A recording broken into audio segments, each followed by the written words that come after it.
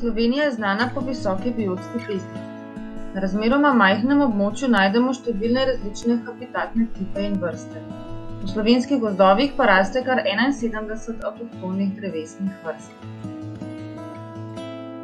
Bukev, smreka, jelka, hrasti in bori so najpogostejše drevesne vrste pri nas. Ostale vrste, ki so manj pogoste, uvrščamo v skupine plemenitih listavcev, mehkih listavcev, drugih trdih listavcev in drugih iglavcev. Danes se zaradi posledic podnebnih sprememb soočamo s spreminjajočim se okoljem. Potrebe družbe se spreminjajo, zavedanje o pomenu gozdov se povečuje. Vse to pa zahteva prilagajanje, širši pogled in nove poti pri gospodarjenju z gozdovi. Da bi povečali odpornost gozdov, se je potrebno izogibati čistim enomernim sestojem in uporabiti čim več različnih, rastišču primernih drevesnih vrst. S povečanjem vrstne pestrosti gozdov bomo pomembno prispevali k njihovi odpornosti in uresničevanju njihovih večnamenskih vlog. Manj pogoste drevesne vrste, kot so divja češnja, veliki jesen, gorski javor, brest, jerebika, breg, oreh, lipa ter ostale, lahko pripomorejo pri doseganju novih, spreminjajočih se ciljev. Manjšinske drevesne vrste v lesni zalogi predstavljajo le majhen delež.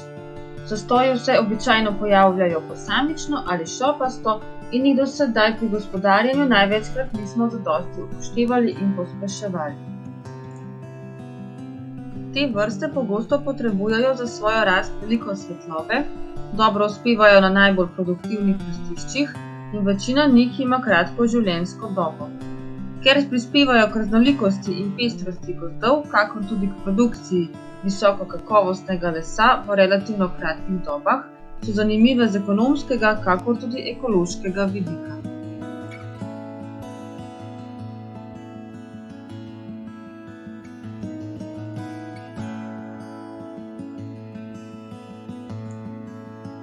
Rastišču prilagojene drevesne vrste in povečana pestrost drevesnih vrst povečujeta odpornost gozdov na motnje ter njegovo sposobnost, da se gozd po motnji zopet povrne v prejšnje stanje.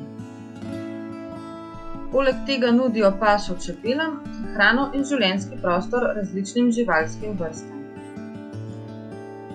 Zaradi industrijske predelave lesa se je krog gospodarsko zanimivih drevesnih vrst zmanjšal.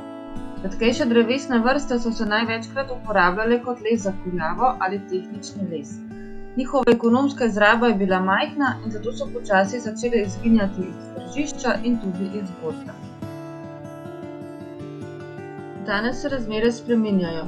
Trg vse bolj ceni posebnosti namesto povprečja, kar pomeni, da se povečuje povpraševanje po širšem krogu drevesnih vrst. In ker so mnoge vrste redke, so tudi cene takega lesa višje. Visoko kakovosten les manjšinskih drevesnih vrst lahko doprinese k večjemu prihodku, kar je še posebej dobra priložnost za lastnike gozdov, zlasti za manjše zasebne gozdne posestnike, ki z majhnimi količinami povprečnih klasičnih sortimentov ne dosegajo pomembnega dohodka. Ljudje se bolj kot kadarkoli zavedajo pomena storitev, ki jih gozdovi zagotavljajo, na primer varovanje in ohranjanje podnebja, ohranjanje življenjskega prostora, zagotavljanje pitne vode in čistega zraka, rekreacijski pomen gozdov in podobno. Manjšinske drevesne vrste, kot je na primer divja češnja, z obilnim cvetenjem povečajo lepoto krajine, nudijo pašo čebelam, poleti pa s svojimi plodovi prihranjujejo ptice.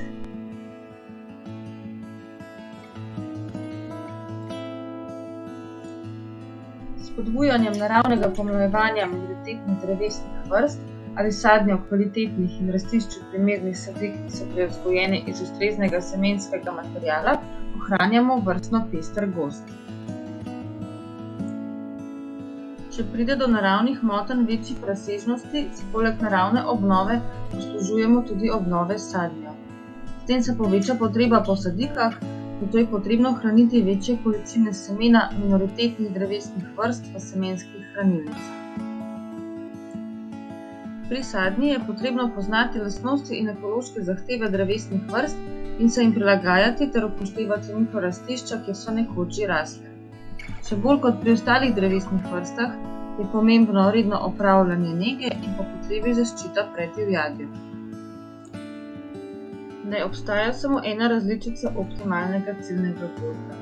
Najboljša možnost je odvisna od rastiščnih razmer, sedanjega stanja gozda, ekonomskih razmer in seveda potreb lastnika gozda ter družbe. Potrebe oziroma cilji se hitro spreminjajo, v primerjavi s spremembami v gozdovih, ki trajajo dlje časa. Zato moramo snovati takšne gozdove, ki se bodo tudi v prihodnje lažje prilagajali spreminjajočim se potrebam in zagotavljali različne funkcije in storitve.